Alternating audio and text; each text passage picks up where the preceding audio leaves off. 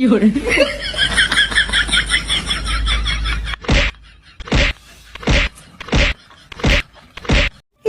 সম্ভব।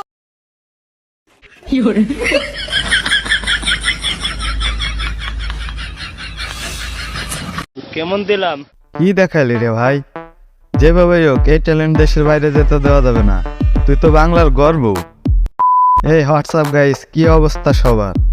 তো একটা জিনিস মনে রাখবা, বাঁচতে হলে প্রচুর হাসতে হবে। তাই তো তোমাদের জন্য মন খারাপের ওষুধ নিয়ে আমি আবারও হাজির হলাম। তাহলে আর দেরি কেন, চলো ভিডিওটি শুরু করা যাক।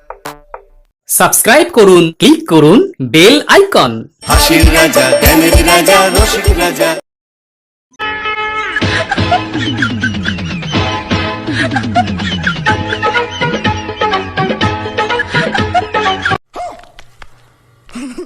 আজ গরিব বলে ইঞ্জিনিয়ারকে নোবেল দিতে পারলাম না। নিশ্চয়ই অটো ওয়াশ করা ইঞ্জিনিয়ার। নিঃসন্দেহে তুই ঠিক কথা বলেছিস।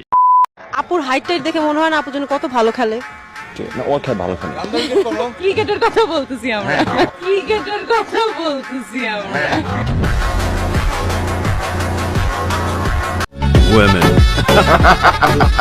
ভাই তোমরা তো নেগেটিভ মাইন্ডের কেন? আপু কিন্তু ক্রিকেটের কথা বলছে, বুঝছো তোমরা?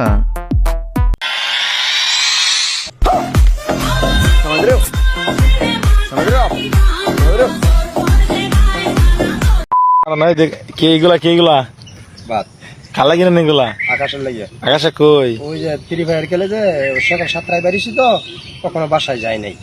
মানে ছেলেটা কই আছে বিস্তারে বার করে দুগা খাওয়ান তো পাঠান লাগবে, নাহলে তো মরে যাবো খেলতে খেলতে। ও তাই? হ্যাঁ হ্যাঁ।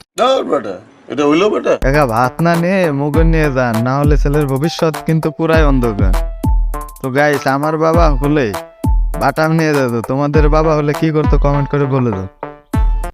হ্যাঁ হ্যাঁ, ছেলেদের সাথে খেলে মজা পাই। ছোটবেলা থেকে ছেলেদের সাথে খেলতে পছন্দ করি, কারণ আমি মনে করি ছেলেদের সাথে যখন খেলবো তারা তো অনেক এনার্জি নিয়ে খেলে, তাদের অনেক এনার্জি। ছেলেদের সাথে খেলে মজা আছে মানে।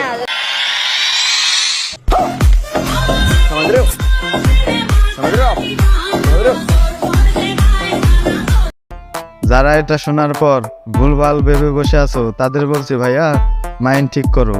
আপু তো ক্রিকেট খেলার কথা বলছে, বিশ্বাস না হলে আপন মুখ থেকেই শোনো।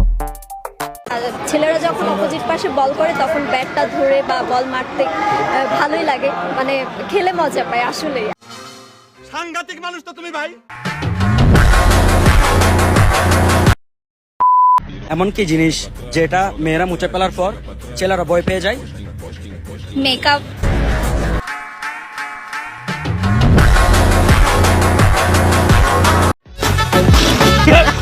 শোনার পর কেউ কি কিছু বুঝলে? আসলে ছেলেরা সুন্দর জন্মগত আর মেয়েরা ময়দাগত।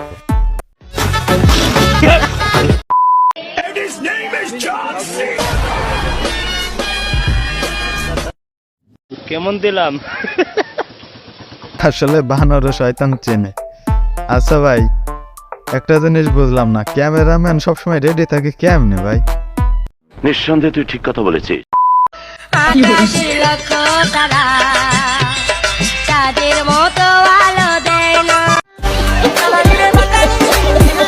তারা এতদিন পাপা কাপুরের নাম শুনছেন কিন্তু দেখেন নাই, আজকে দেখে নিন, এটাই পাপা কাপুরি।